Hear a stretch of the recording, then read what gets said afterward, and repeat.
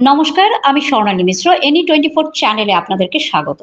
উধারবন্দ বিবেকানন্দ পাঠ মন্দিরের সদস্যরা শিব জ্ঞানে জীবসেবা স্বামী বিবেকানন্দের আদর্শ পাথেয় করেই সমাজে সেবামূলক কাজ করে আসছে। পাঠ মন্দির চানখিরা চা বাগান অধ্যুষিত এলাকায় তাদের কেন্দ্র চালিয়ে আসছে। পুজোতে ছাত্রছাত্রীদের মুখে হাসি ফোটাতে রবিবার ওই কেন্দ্রের ছাত্রছাত্রীদের মধ্যে বস্ত্র বিতরণ অনুষ্ঠানের আয়োজন করেন মন্দিরের সদস্যরা।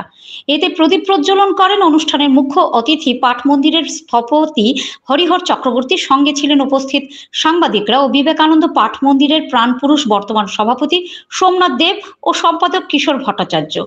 এরপর সাংবাদিকদেরও অতিথিদের বরণ করেন পাঠ মন্দিরের ছাত্রছাত্রীরা।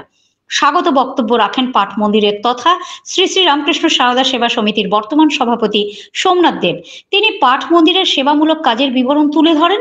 সাংবাদিকদের মধ্য থেকে বক্তব্য রাখেন পাঠ সাংবাদিক রাফিউল আলম শিবাশিস চক্রবর্তী ও নিহার কান্তি রায়।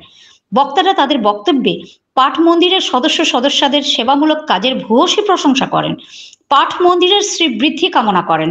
এছাড়া বক্তব্য রাখেন শ্রী শ্রী রামকৃষ্ণ সারদা সেবা সমিতির সম্পাদক কিশোর ভট্টাচার্য।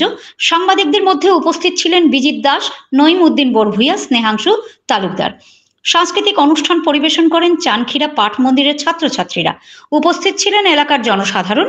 এরপর আশীর্বাণী দেন পাঠ মন্দিরের স্থপতি হরিহর চক্রবর্তী। সর্বশেষে ছাত্রছাত্রীদের হাতে বস্ত্র তুলে দেন অতিথি বিবেকানন্দ পাঠ মন্দিরের উপদেষ্টা হরিহর চক্রবর্তী, সভাপতি সোমনাথ দেব, কিশোর ভট্টাচার্য ও সাংবাদিকরা।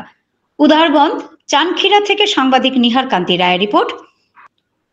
আপনারা দেখছেন এনি 24 চ্যানেল। এভাবে আরো খবর পেতে এনি 24 ইউটিউব চ্যানেলকে সাবস্ক্রাইব ও ফেসবুক ফলো করে আমাদের পাশে থাকুন।